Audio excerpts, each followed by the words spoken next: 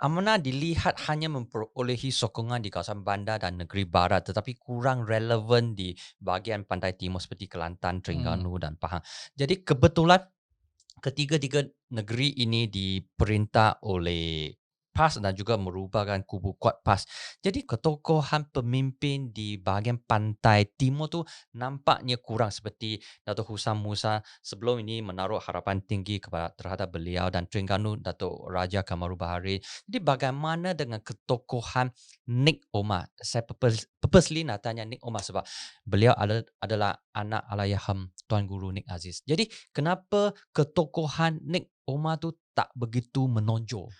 Pengalaman hidup saya sebagai seorang ahli politik yang bermula agak muda jugalah. Saya mula cebur diri dalam politik semasa saya masih jadi pensyarah lagi ketika itu dan terlibat dalam pemuda.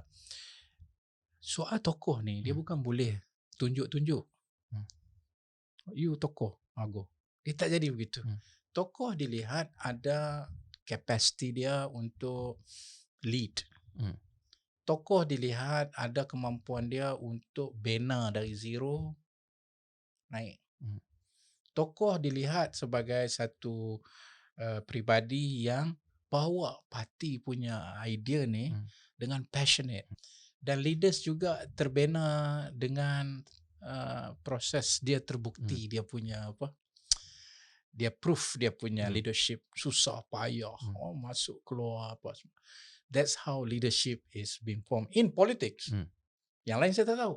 So, apa yang ditanya tadi memang betul, kemungkinan hmm, tokoh-tokoh yang disebut tadi itu uh, belum ada kekuatan hmm, untuk capai satu tahap yang begitu. You must remember, tokoh Tok Guru Nik Aziz tidak timbul satu hari. Dulu masa zaman Asri, orang tak kenal pun Tok Guru Nik Aziz. Hatta dia jadi menteri besar peringkat awal, orang lebih kenal Haji Hadi waktu itu. Orang tak kenal Tok Guru Nik Aziz.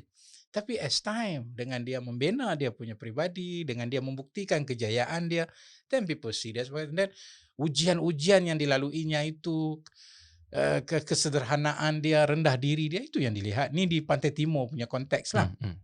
Baik. So semua itu bagi saya perlu kita fikirkan untuk membina lah tokoh-tokoh ini. That is going to take a long time lah.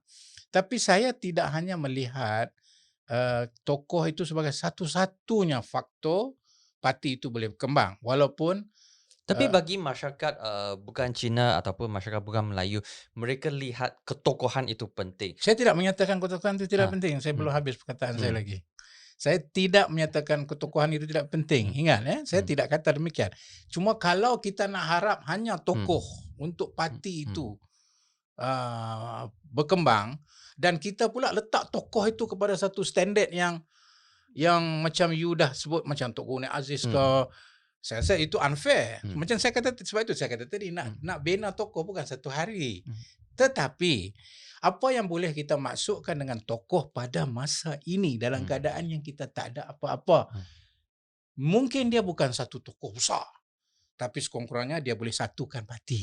hmm, Dia boleh bina cawangan-cawangan parti. hmm, Bagi saya itu sudah cukup untuk kita start the ball rolling untuk hmm, hmm. membina. Kalau terus-terus you buat perbandingan, mana contoh amanah macam Tok Guru ni, I mean it's unfair lah, Mhm, kan? Dan sebab itu bila disebut nama uh, saudara saya, adinda saya, mhm, Ustaz Nik Umar, mhm, ya Ustaz Nik Umar punya tokoh. mhm, Ustaz Nik Umar punya satu warisan dari segi uh, dia punya rendah diri, dia bagus. Sebab itu kita bina dia sekarang. Sekarang ni dia adalah ahli jawatankuasa mhm, nasional. Dan macam mana saya kata tadi, selain daripada kita groom orang itu sendiri perlu melihatkan ketokohan mhm, dia. mhm, Contohnya kalau you are talking about tokoh itu mau dilihat di Kelantan, dia kena ada banyak masa di Kelantan lah. mhm, Dia kena build dia punya ground di Kelantan lah. Dia kena berada dalam masyarakat di Kelantan lah. mhm, Dia kena turun sawah sama, kalau orang mhm, Melayu lah, dia turun sawah sama, dia singsing lengan mhm, sama, mhm. dia pergi kenduri sama. This is what leadership Kena is turun all padang, about. eh? Kena turun padang lah. Mhm, Itu. Jadi yang tu saya tak boleh cakap lebih lah. Orang tu lah lebih mengetahui mhm, macam mana dia nak menunjukkan diri dia. Tetapi saya juga melihat faktor yang Hmm. mempercepatkan ini juga adalah karena faktor-faktor politik persekitaran Hmm. seperti kekecewaan kepada PAS, seperti mereka melihat keadaan politik hari Hmm. ini. Ini juga mungkin mempercepatkan proses tersebut tanpa menafikan yang Cik Lam kata tadi, Hmm. perlu kepada keteguhan.